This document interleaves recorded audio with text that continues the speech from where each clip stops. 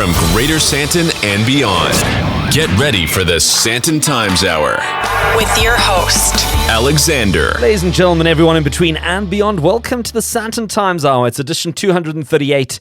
It's week 15 of 2026. I'm Alexander Leipner, and a very special welcome to you if you're a first-time listener. Why don't you drop us a line on WhatsApp? You're welcome to get in touch on 084 726 3866. 084 726 3866.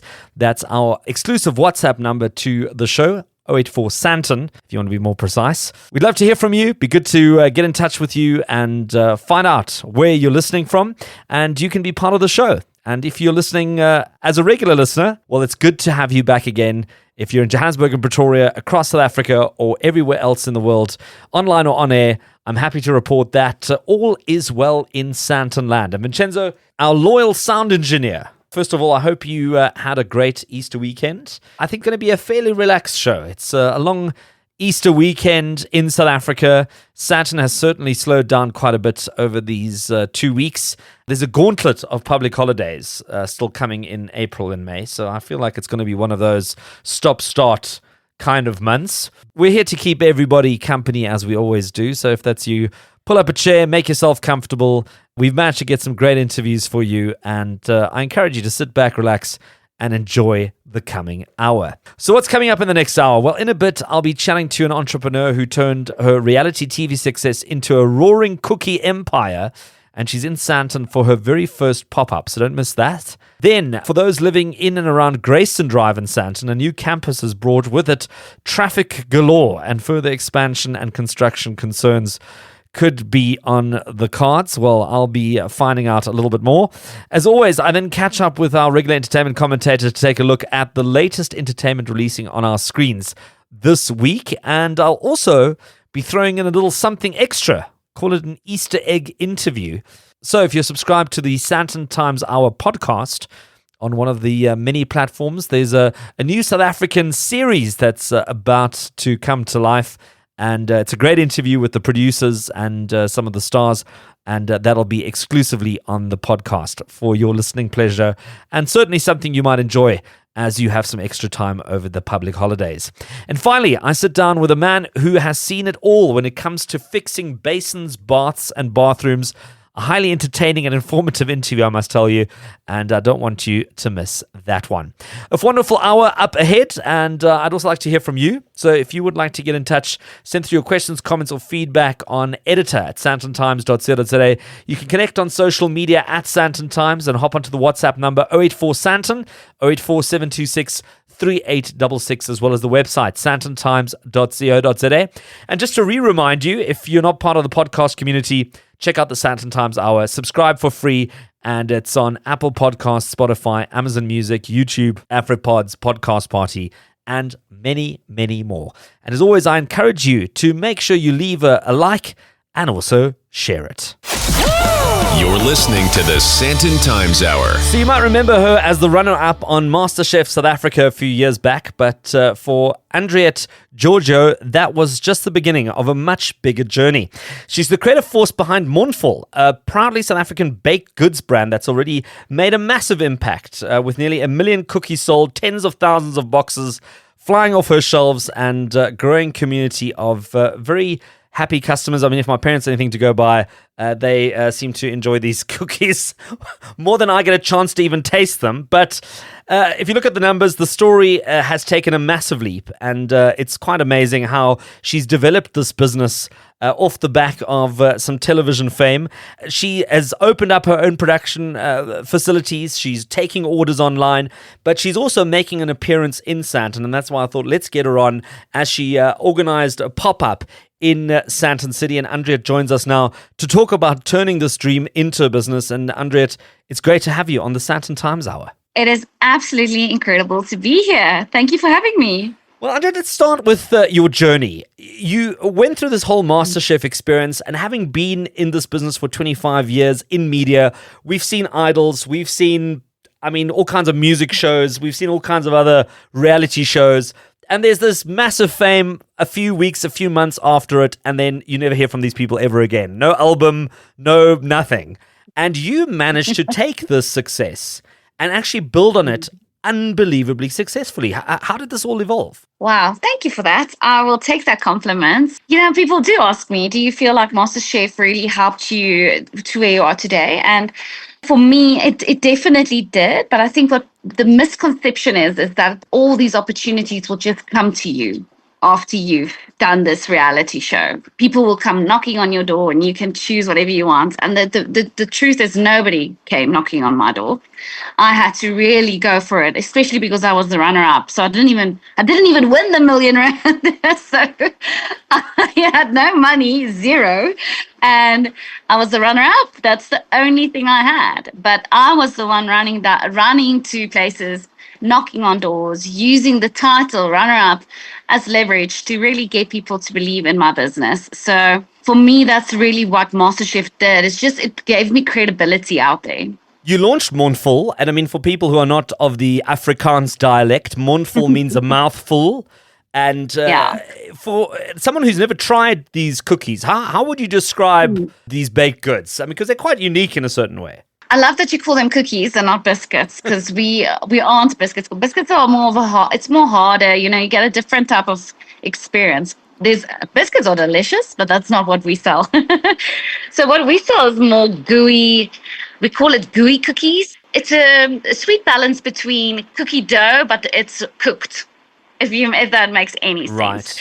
So super soft, super moist. We usually stuff it with something like a chocolate ganache or a cream cheese frosting. It's a massive cookie. 4 people could easily eat from it. It's like a slice of cake, but even better. I really think it's a delicious. I can't stop eating it. I say 4 people can eat it, but to be very frank, I eat it alone. Well, listen, I believe they are quite rich, and I mean, they're quite a hearty size. Yeah. I mean, I'd probably say a good fist size cookie with say the filling in it.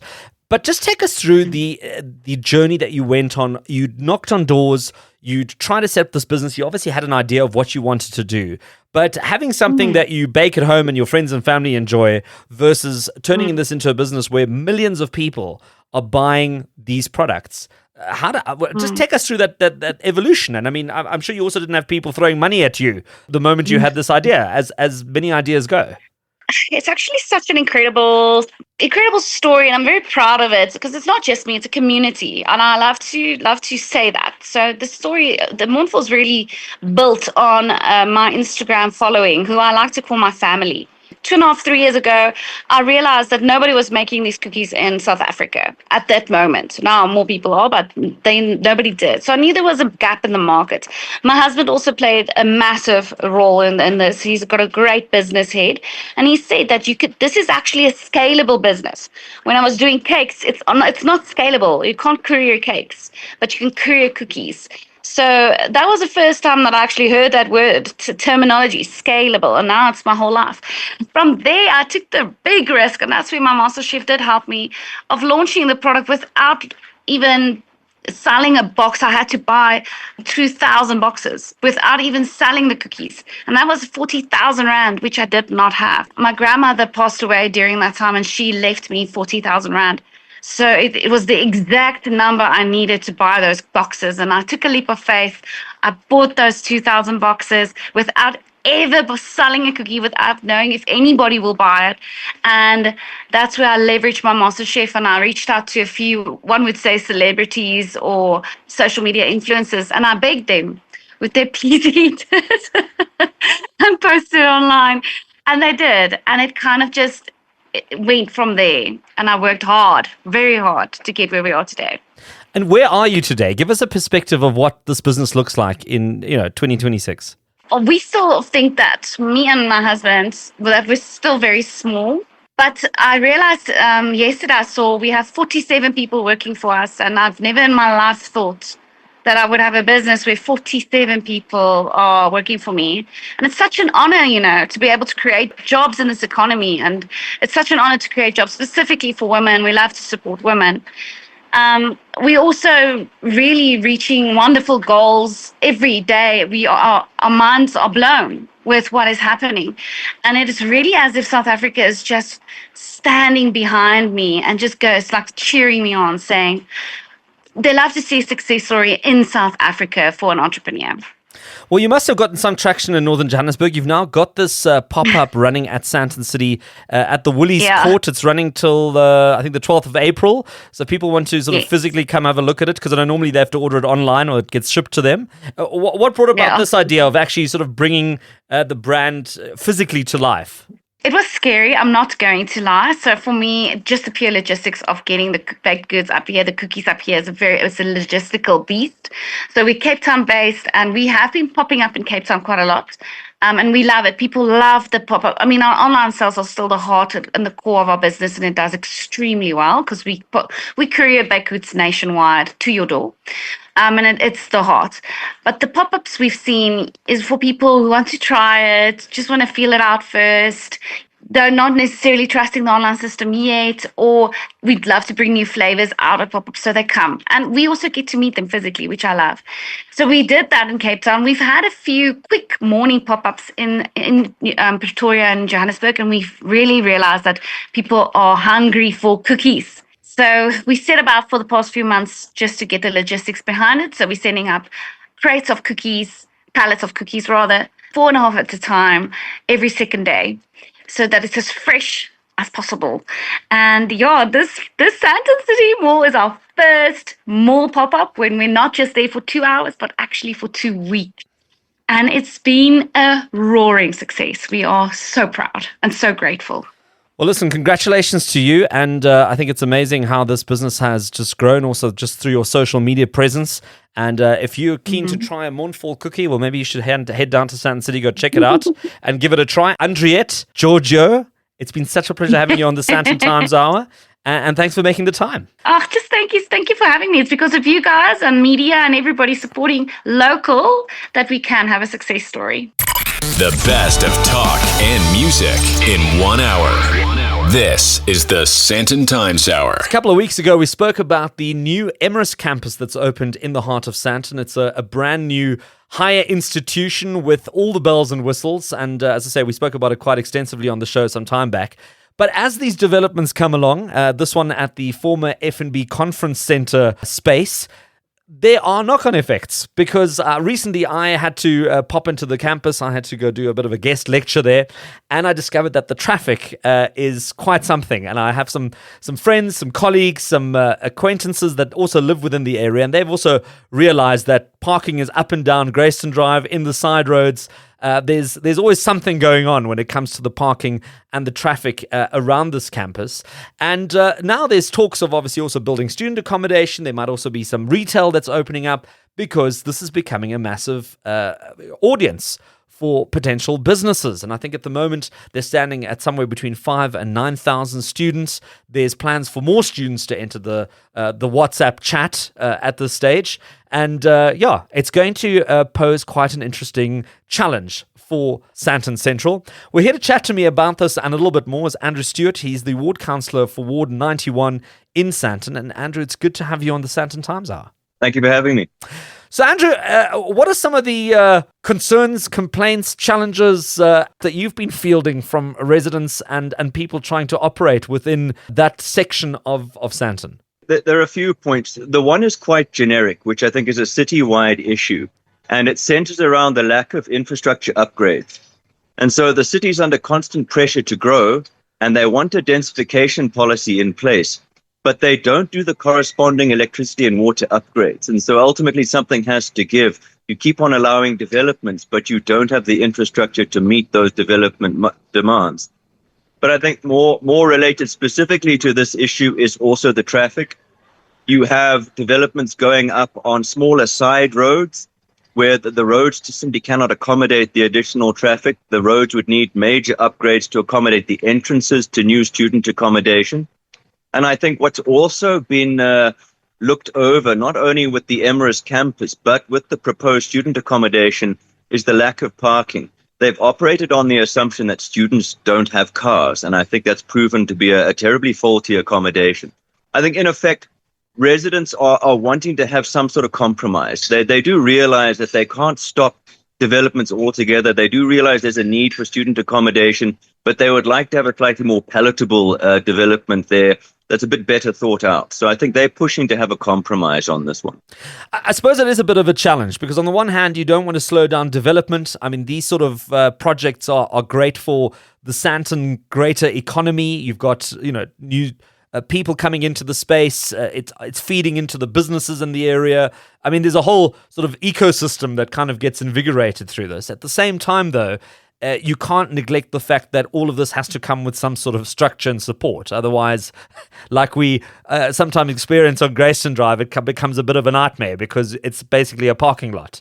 How do you balance those two elements of not wanting to stop the economy from growing, but at the same time having to also take into consideration that you can't keep having these other challenges that come as a part of that? Well, yeah, specific to this particular development, I think the devil is in the details. It's in the details where they didn't think things through properly, and I think that's what's caused the drama. Because recently, though, the city has met with Emirates.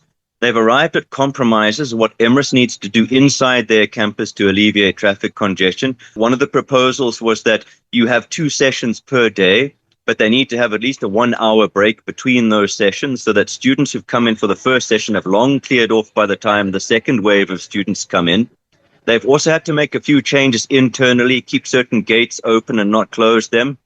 And JRA has also given a commitment to make a few adjustments to traffic signals, not just by Emirates, but a few intersections down to alleviate that. In general, the JMPD is also going to have to come to the party to ensure that there's regular policing, because you know what students can be like. They get told what the rules are by Emirates, but then there's a flagrant disregard for those rules.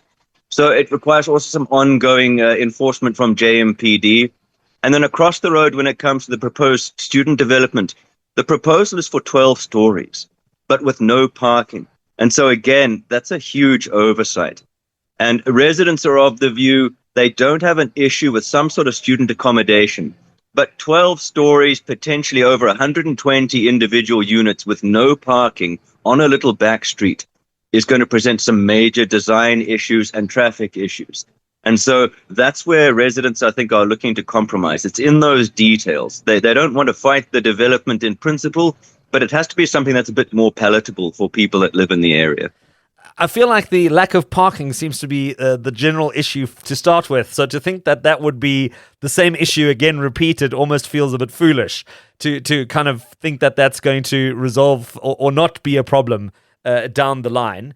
I mean, my take on it would be that they should have just put in some underground parking on the campus and maybe even built up some parking on site to accommodate all these additional cars, because we all know that the public transport system is not what it should be, much like other big university cities around the world. In terms of additional construction coming up, this is obviously going to carry on. There's going to be a knock-on effect. Like you were indicating, there's going to be student accommodation across the road. There probably will be more student accommodation to try and tap into this new audience that is entering Sandton Central. But also there's retail that's opening as well down the road. Yes, and I think we're going to have to wait a while before we get the facts on the true nature of that retail development.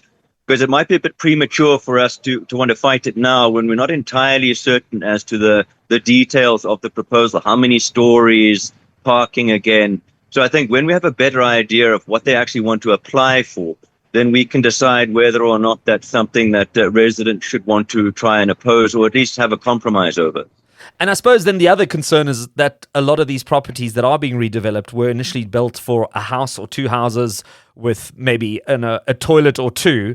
Now building a 12-story building with multiple bathrooms, multiple flushing, still feeding into the same infrastructure could potentially also be a bit of a problem. Yeah, all of that is going to create problems. And I think it's important that there is a little bit of pushback, because when you look at the city's planning, Grayston Drive is a major arterial road. And so in terms of the city's densification policy, and because of its proximity to the BRT, they do want to start increasing densification there. But there is a big but. There's a question of how much densification, what sort of volume of densification. And I think if residents don't actively engage with the city, then you typically have a kind of free-for-all when it comes to the density. So I think it's important that you do have these compromises and pushback from residents to make sure that there's a slightly better balance between the desire for densification, but also trying to safeguard the general ethos of the area, and to also try and avoid those huge loose ends that get left there, where you have these big developments that go up, but then the infrastructure is not there to meet it. And of course, it's the residents who then have to live with that aftermath. Well, certainly an interesting exercise, and I think there's a lot of hindsight here as well. And also possibly maybe a bit of a learning curve that needs to be sorted out in terms of this teething problem. And like I said, I don't think this is going to slow down. I think this is probably going to become an ongoing conversation around traffic, around some of the knock-on developments that will happen around this campus, because it is going to continue to grow. Yes, no doubt. And Andrew Stewart, Ward Councillor for Ward 91 in Sandton, it's been such a pleasure to connect with you, and thanks for the chat. Thank you, Alexander. You're listening to the Sandton Times Hour. Heading into the second half of the Sandton Times Hour, my name is Alexander Leipner, and if there's anything that sounded interesting, intriguing, exciting, you didn't get all the details, but you want to know a little bit more, well, hop onto the website, sandtontimes.co.za, look up the show notes for this week's edition, and we'll provide you with some more details, some more breakdowns, and more information on all that we've discussed and a bit more.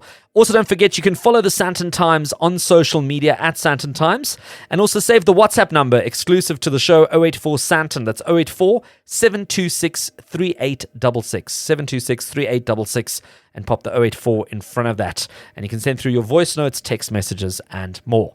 Well, it's time to connect with Tat Wolfen, our regular entertainment commentator. And before I unleash Tat on our audiences, I will just remind you that I've got an Easter egg for you this week. If you subscribe to the podcast, if you're on the podcast, we've got an extra interview that'll play out straight after our chat with Tat.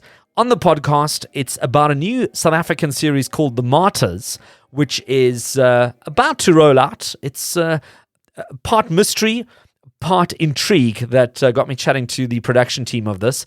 I can't quite tell you exactly where it's going to play, how it's going to play, but it'll be unfolding in the coming weeks and months. So if you find that intriguing, make sure you hop onto the podcast and listen to that this week. Something for the long weekend listening, and obviously also some of the public holidays coming up in the coming weeks. But having said all that, Tat, it's good to have you back.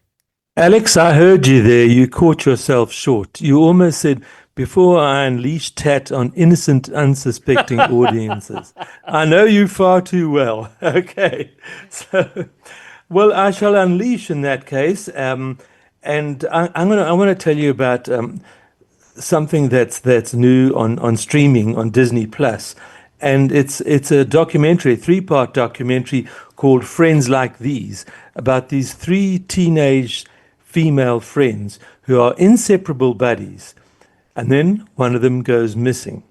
So I'm going to leave it at that, because I'm not one for spoilers. Oh, yeah. But I will tell you something, Alex. From my years of watching many a crime documentary, I'm going to pass a piece of sage information onto our loyal listeners.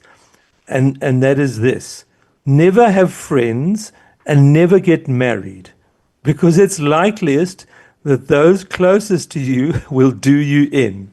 Okay? Charming, Tat. Charming. That sounds like a formula for success. Yeah, well, and that's your inspirational message for the week. Okay, thank you. Go and hide somewhere very far from humanity. Okay. Well, with friends like this, who needs enemies? Well, that's exactly, of course, where they got the title from.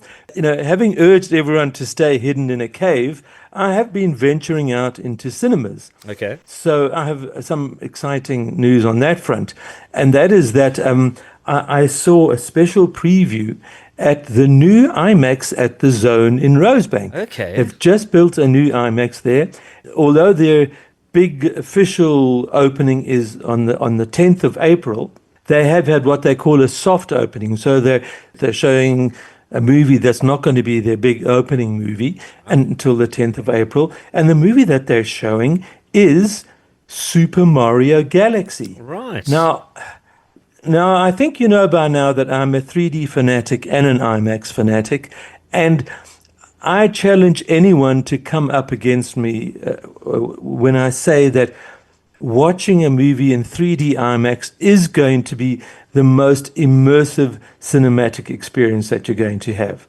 Now, I'm not a big fan of Super Mario, but the kids go crazy for him, obviously, and there are also those kids who are in their 30s and maybe even 40s, I'm not sure, who grew up playing Super Mario, who are still marionettes. Oh, I just came up with that. Aren't I bright? Okay.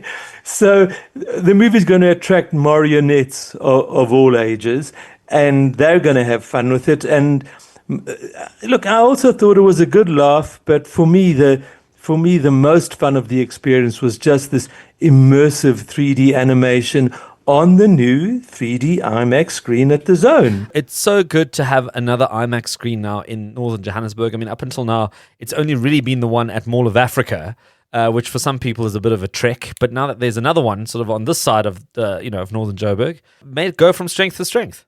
I think it's going to do very well. I think it's also adding to their mix there at the Zone, because the Zone Cineplex has all sorts of things in it. They've got what they call the SK Experience, which is all these sort of dark room games like shooting glow-in-the-dark gel and throwing axes at targets and all that kind of weird and wonderful fun. And they have now 4 SK Premier experiences, the sort of upmarket cinemas. Prestige, it's called SK Yes. Prestige. So they've got 4 of those, and they have a kids cinema. It's a huge entertainment mix they've got going there, and I think it's going to bring a lot of people to their Cineplex. Tremendous. That's great. What a great update. So I'm going to close off with something completely different, as John Cleese might have said. Yeah. And that is a movie called The Drama, starring Robert Pattinson and Zendaya.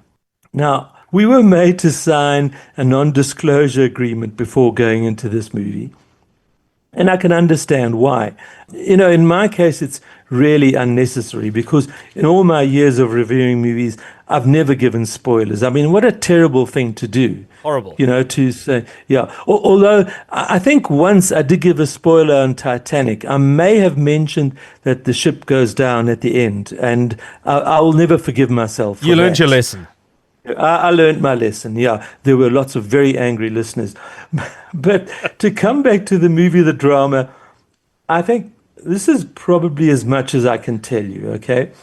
That they have this, what they call meet cute in Hollywood. He sees her in this coffee shop, he fancies her, he approaches her, and it's awkward, but they get together and they fall very much in love. And of course, they plan to get married. Right. And I think I can tell you up until that point, and what I can tell you about my response to this movie, okay, is that this movie is so emotionally fraught that it came to a point where I was torn between fleeing the theater in horror or hanging in there out of some kind of morbid curiosity. Sure.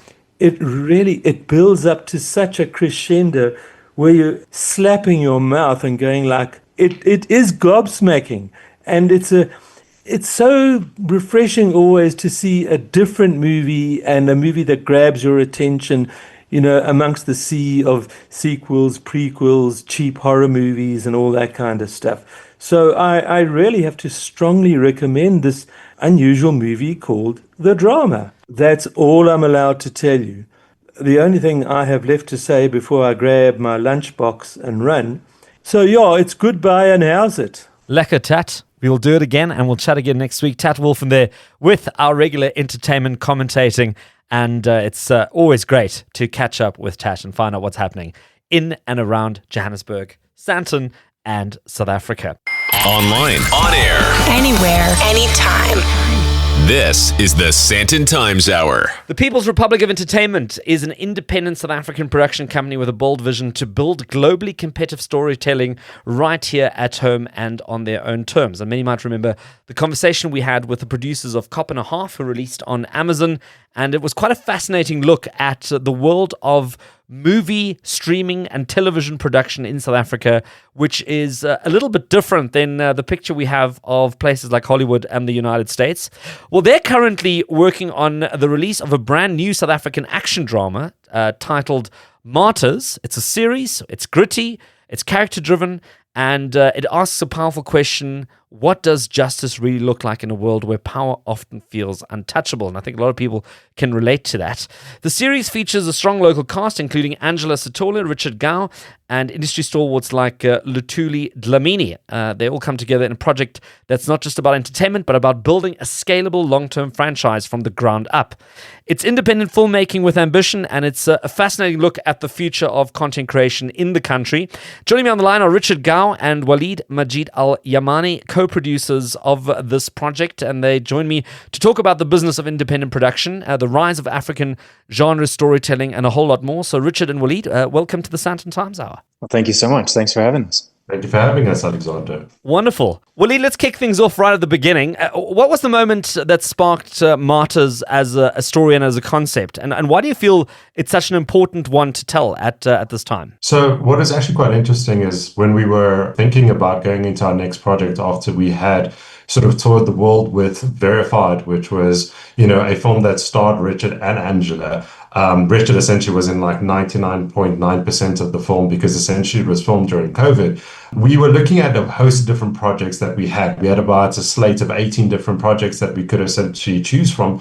Both Richard and I were in the writing phase, and we were trying to put together what I would call is the best type of project that would showcase both our talents, but also at the same time, sort of help all the local talents that we were quite passionate about in order to essentially put them on a platform, because we had developed a formula by essentially doing 3 films on very tight budgets that we wanted to challenge ourselves and do something a little bit bigger, a little bit more ambitious. We met with all the major, sort of channels. We met with all the major broadcasters and distributors, and we basically wanted to see where they were. We wanted to say, hey, listen, we've got this new formula, which we believe is a groundbreaking formula, which is really going to push the envelope of what African cinema looks like on a global scale. That's the mantra behind our company. It has always been, sort of how do we make sure that we create a global precedent that's based in Africa?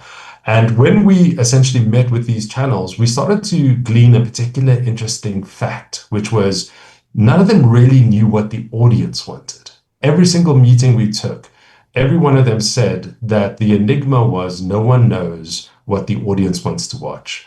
Through some sort of proprietary software that we have, we were able to sort of glean some sentiment by scraping all this data together. And we found that the audience wanted an action crime drama that essentially was going to be a mix of, sort of Miami Vice meets Bad Boys by the way of Collateral, sort of very Michael Mann inspired type of picture.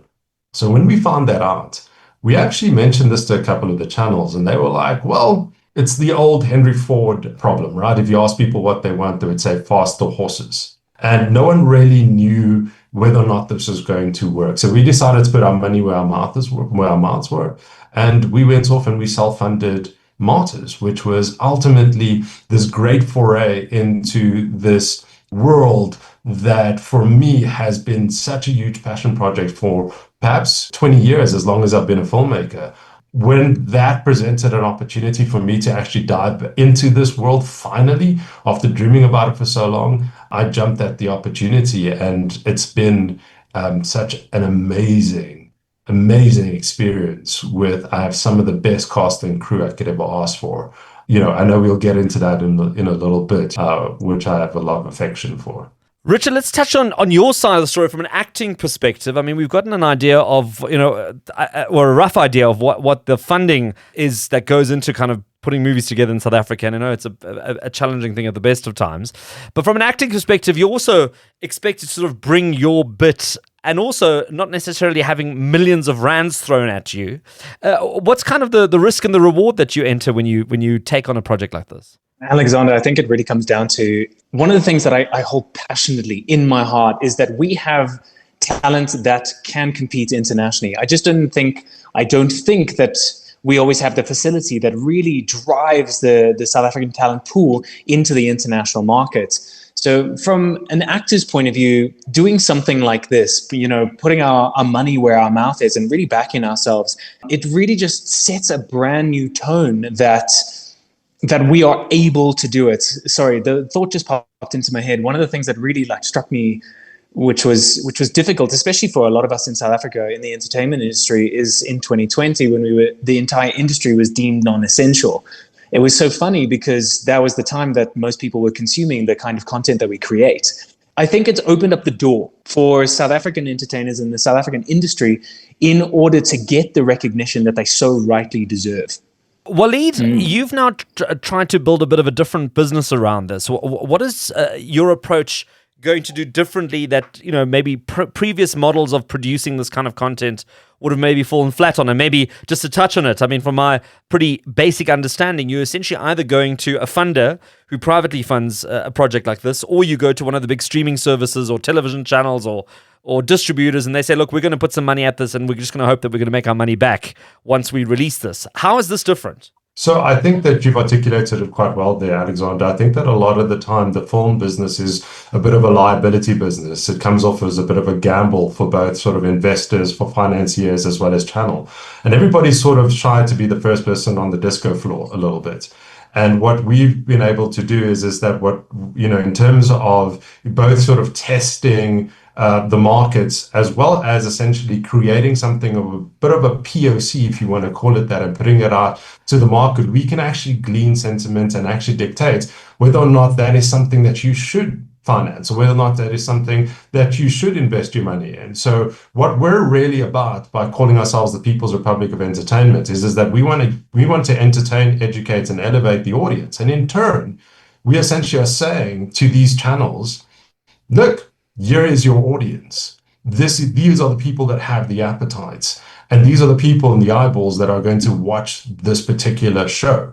And that essentially is something that's always been a little bit of a question mark for, both channels, distributors, as well as investors. I know when I was taking meetings with some of the biggest distributors, there was this whole sentiment around local content, whether or not it works. They do 2-week exclusive runs in theaters and they barely make any money. And what we did essentially by cutting our teeth on independent cinema, we found a formula which essentially we've traveled the world with our films. We've won awards globally for our films. And we've understood that there is an audience for this. And the most important thing here is that by working on these micro budgets and essentially scaling to what Martyrs is, and Martyrs isn't, something that's really small in budget, is quite ambitious, but also at the same time, it's probably one of our most expensive productions. We found that we're able to amplify whatever we've put in. So what that means is that when we've been given a budget, we've been able to essentially, sort of 10x that particular budget.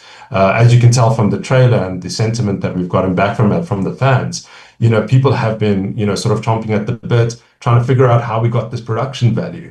And a lot of people don't think it's a South African production. Most people believe it's an international production, and that's by design. And as Richard said, that has always been where our aim has been. We want to essentially compete on a global scale, and budget doesn't have to be a factor when it comes to essentially competing with Americans. You don't need $100 million budget in order to essentially compete. What you need is a compelling story. You need world-class actors, and you need a crew that's, I don't want to curse, but a kick-ass crew, if you don't mind me saying that. And we've got all of those things. And essentially each one of the actors on this production and each one of the crew on this production has really sort of done their best work with the industry sort of contemporaries that we've shown it to. Both Richard, Angela, and a couple of newbies are unrecognizable in terms of what they're doing with these characters. And I've been the first audience member, so I can testify to this. I've been stunned and I've been speechless from behind the camera. And I think that this is going to translate into something which is quite spectacular when we first show it to the audiences. So where will people be able to catch Martyrs if they want to watch it? So we're not releasing that information just yet, Alexander. I'm pretty sure that once we are ready, we will give you an exclusive and we'll let you know exactly where you can watch it. We are planning something, and we are planning something quite big for the fans, particularly simply because we want to service them first. But I would urge everybody to check out our Instagram handle, which is Martyrs Series. At Martyrs Series, and there you'll get the latest updates. We're actually going to be doing some very exciting stuff in the next coming weeks. And in actual fact, you're kind of christening us with our press tour that we're doing. So if people watch us closely, there's also a very big component where, sort of the audiences can get involved in the process and, sort of join this fantastic movement that we have, which is going to culminate into a saga maybe I can tease this for you, Alexander. Yeah. Maybe I can give you this exclusive. Okay. Martyrs is a series that has 2 seasons, but every season culminates in a feature film. Okay. I've written the first 2 feature films. I have not written the third, but there's also a video game that I've written as well. So as you can tell, this is no small project. This is a project which is quite ambitious, but also at the same time, it is going to drastically change the landscape of both how cinema is made, but also at the same time, the way stories are told on the African continent for the globe. I can tell you this much. We've shown it to some international guys and they've set up and took notice. So there's that. And we've got international talent.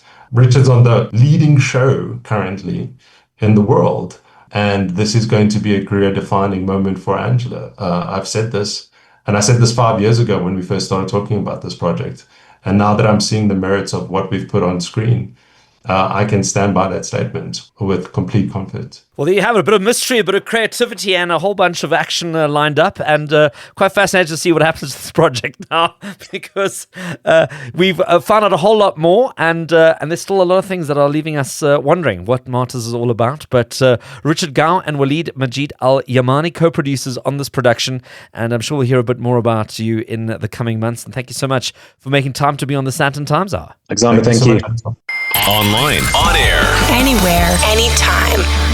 this is the Sandton Times Hour. So holidays are always an excuse to get things ready, especially if you've got visitors coming over. And I know that I spoke to the team at one of the big paint manufacturers, and they said, you know what? The time we sell the most amount of paint is when people are expecting their family or friends to visit over the holidays, be it Easter, be it Christmas, be it any of these major holidays. And people go into a total flat-out renovation frenzy. And one of the places that a lot of people end up fixing is the bathroom. It's either the bath or the basin or the toilet. They either tear out the whole thing or they start doing major renovations to obviously impress their guests, or at least to make their guests feel a little bit more comfortable in a more sort of upgraded environment. And I went through a similar exercise not too long ago and had the pleasure of meeting a gentleman called Andrew Gibson, who runs a business called Mend-a-Bath in greater parts of Johannesburg. And I didn't even know that you could actually do this. But they actually specialize in resurrecting tired baths. So if you've got a bath that is ancient or a basin or something like that, they can actually respray the sanitary ware, making it look brand new. And you don't have to go and tear it out or throw it away or do anything with it. And we ended up having a really fascinating chat because he does quite a bit of work in places like hotels and universities and hospitals and all these kind of places where, these businesses need to have bathrooms redone without having to pull out everything. He pointed out to me that a lot of people make a lot of massive mistakes with maintaining their bathrooms and their spaces. And that's the reason half the time why they get called in to fix things up. So I said to him, well, I'd love to chat to you. I sat him down, I made him a cup of coffee, and I asked him a little bit more about the technology.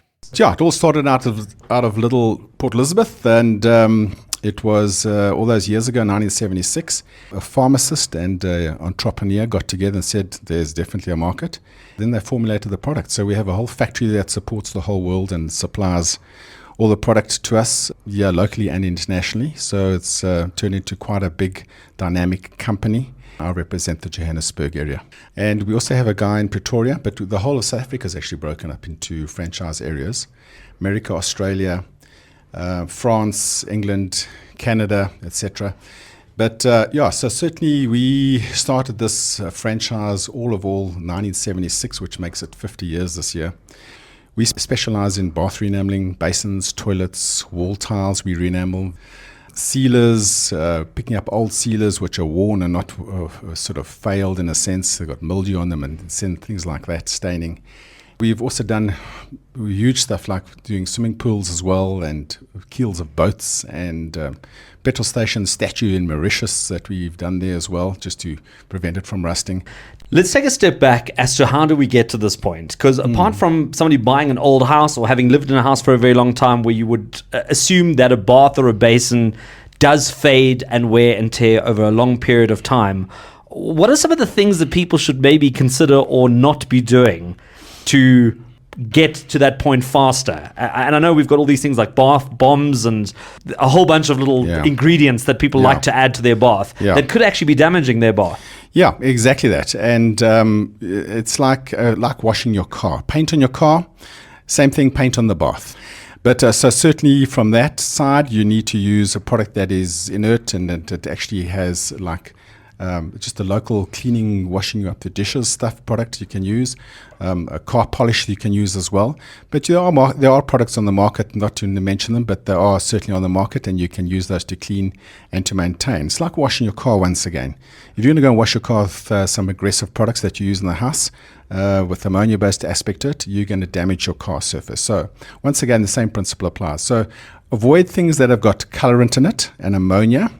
Those are important ingredients which to try and refrain from using.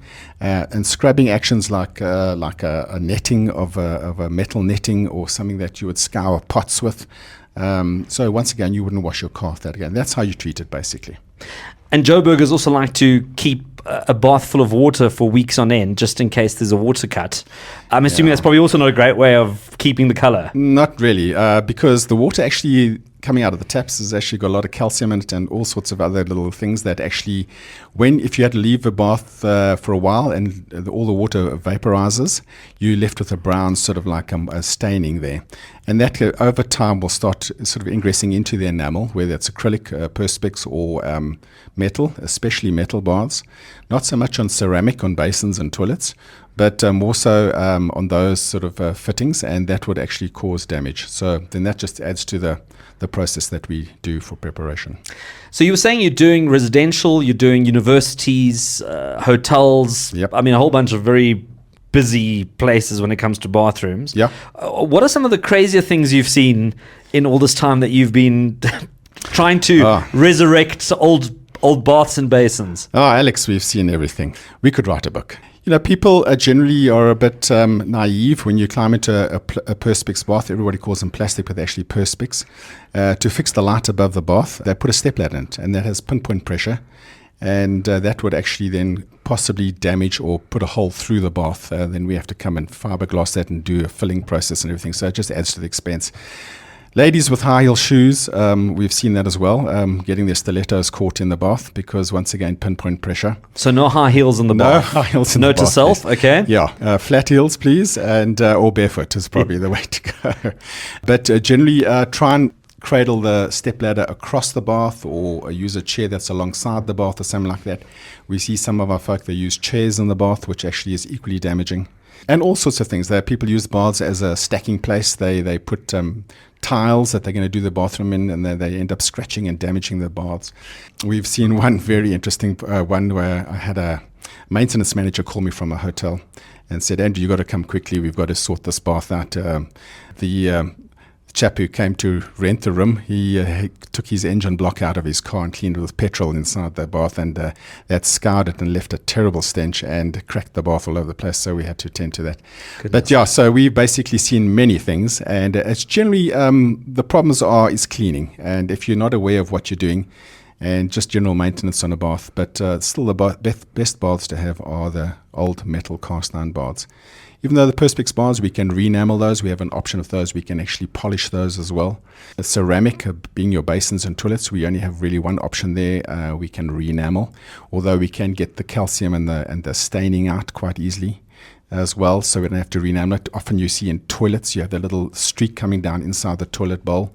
We can remove those quite comfortably. And ideally, as a tip, don't use your bath or your basin as a place to be distilling gin or washing clothes or pillows or whatever it is, because at the end of the day, the more you add into the bath that is dirty or could discolor it, the faster you're going to have to replace it or redo it. Yeah. So baths are there to wash humans, basically. Even washing rugs and curtaining and things like that in the bath, the aggressive or the rubbing action of the powder tends to grain it a bit and roughen it up, and then eventually you start wearing it down and discoloring it. Refrain from using those strong colors and those sort of things. The bath is there just really for human consumption in a sense and use. There was Andrew Gibson, who looks after Mend-a-Bath in greater parts of Johannesburg. I hope you found that as interesting as I did, but I'm going to pop up his details on the Sandton Times website, and if you're keen to find out more, well, you will find it there, sandtontimes.co.za. And with that, we're at the end of this week's hour. Feel free to send through your questions, comments, and feedback. You can email editor@sandtontimes.co.za or connect on social media at Sandton Times. You can also find everything on the website, sandtontimes.co.za, and of course our WhatsApp number, 084 Sandton. That's 084 726 3866. And if you're listening from overseas, just put a +27 in front of that 84 and you'll get through. You can send through your voice notes, text messages, and more. And as always, I encourage you to subscribe to the podcast community on the many different audio platforms and join the growing community there. Thank you to all my guests who've made time to be on the show this week, and of course the team behind the scenes pulling it all together. And a special thank you to you for listening, and God willing, we'll do it all again next week.